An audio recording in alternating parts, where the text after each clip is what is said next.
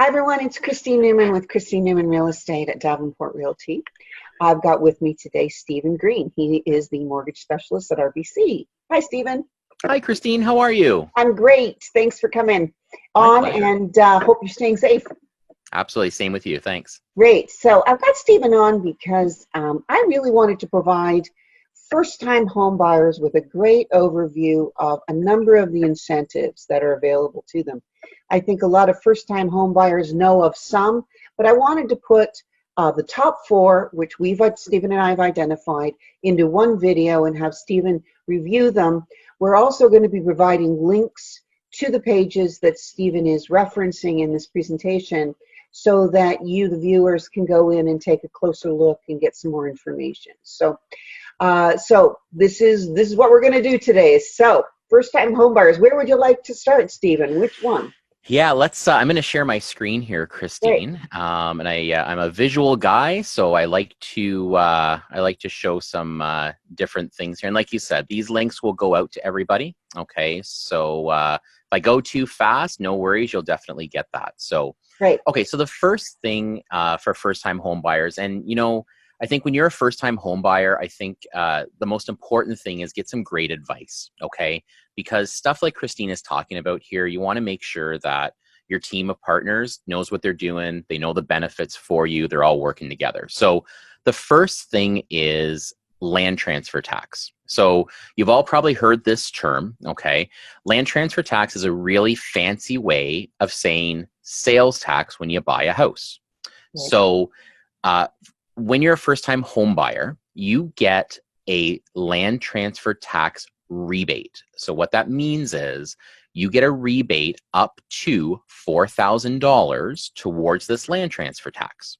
Now, $4,000 in land transfer tax equals, my fancy big calculator with big numbers here, equals a $370,000 purchase.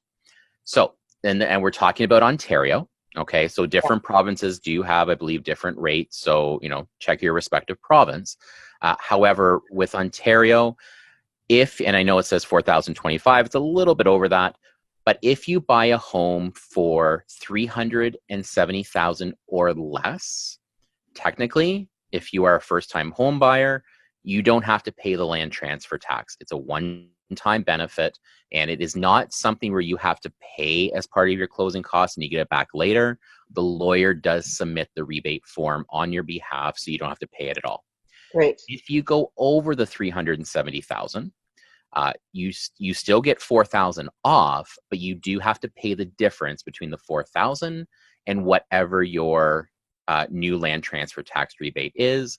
So as an example, if you do buy for $500,000, in this instance, you would have to pay $1,475 in land transfer. Sorry, $2,000 Friday afternoon, $2,475 in land transfer tax. Perfect. So, yes, yeah. I understand. That's great. So just to clarify, then, it's up to $4,000, and it's not something you pay and then get reimbursed. It is taken right off of the closing costs that the lawyers calculate. Correct. Correct. Okay. And to be very clear too, it's as long as you have never owned a home anywhere in the world. That's also a very important point to know too. Very important. Okay. Thank you. Moving right along. This is something that has become very, very popular. So many first-time home buyers are trying to save money. A lot of people want to save money for their first home. However, a really tax-savvy way of doing it, and everyone's scenario is different, is if you've never owned a home or you have not owned a home for 5 years, meaning on title, you can actually use money saved in an RSP, retirement savings plan, towards your down payment as a first-time home buyer. More detail on that. So when you contribute to your retirement savings plan, let's say, for example, and I'll make up some numbers, let's say you make $50,000 a year and you contribute $5,000 to your RSP. Automatically, your taxable income is reduced by $5,000, which means you only pay income tax on $45,000. That should assuming it's a simple scenario, that should generate a tax return. And not only do you get the tax return benefit to save, but that $5,000, as long as it's been there for 90 days, you can actually withdraw that without any taxation and use that towards your down payment on your new home. So you kind of get the benefit of both worlds. Having said that, you do have to repay it within 15 years. Repay it back into a registered savings The account. RSP, exactly. So it's a neat way to do it because you get your tax return. Yes. And you basically take it as you're just taking that one-time hit out of it, and then you have 15 years to pay it back. So you can realize your immediate goal and then get back to your savings goal of hopefully retiring one day, of putting the money back once it's been used. Perfect. Yeah. Okay. And the limit is $35,000. So it used to be 25, now it's 35,000. If it is a joint application, it is 35,000 for each person. Okay, good to know. Very important. So, and once again, this is you said a first-time home buyer. Correct. And or as long as you have not been on title of a property for 5 years. Perfect. Okay, thank you. Okay, no problem. On we go. So this is probably one of the more controversial programs, and I think it's incredible for anybody who it fits for. But I will say it's not a shoe that fits on everybody. Okay. So last year, the Liberal government did come out and say, we would like to help first-time home buyers achieve their goal of owning a home by lending them an additional 5%, bringing their down payment to 10%, as a share ownership. And I think that's a very important thing to understand. So this particular benefit, there is a great deal of criteria to meet: income relative to the mortgage and purchase price, et cetera, et cetera. However, with this program, you can get an extra 5% down to bring your down payment from 5 to 10%. You save a little bit on your monthly payment for sure. However, the only stipulation is that when you do sell your home or you exit the agreement, you do have to pay back that additional 5% that was lent to you, a very important term, as well, whatever increase in price that you have realized. Yes. The government wants the same percentage that was lent to you. They want that percentage given back to them on the increased value. As an example, I'm going to come down here to my pictures, because pictures again are fantastic. So when you actually, and sorry, you know what, these pictures don't have it, so I'll just explain it.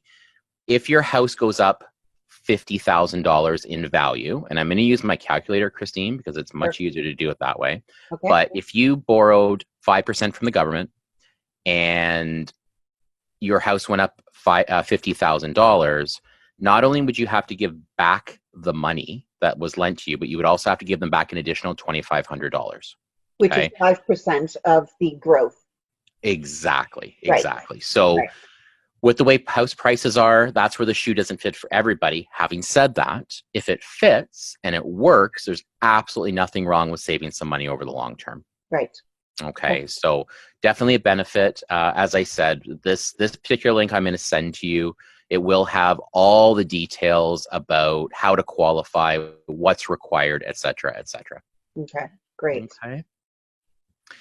Moving right along, number 4. So this program, as I explain it, it definitely comes along with make sure you consult your accountant, because everyone's scenario is different. That's my disclaimer, so I don't get in trouble for anything. However, you do, as a home buyer under certain scenarios, you do get a tax claim allowed for up to $5,000 for purchasing a qualified home.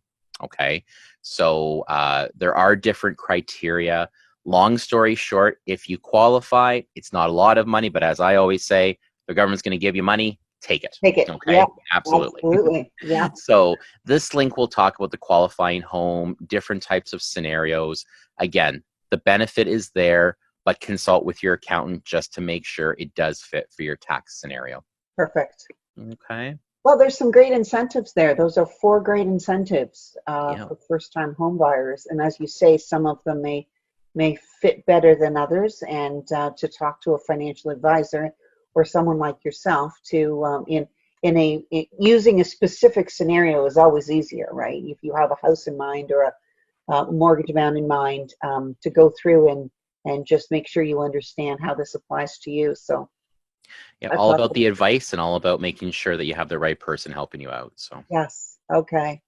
Well, that's great. Thanks so much, Stephen. As I mentioned before, I will have the links above to all of those documents and sites that you showed us on the four major incentives for first-time home buyers that I think it's wonderful. Thanks so much for being here.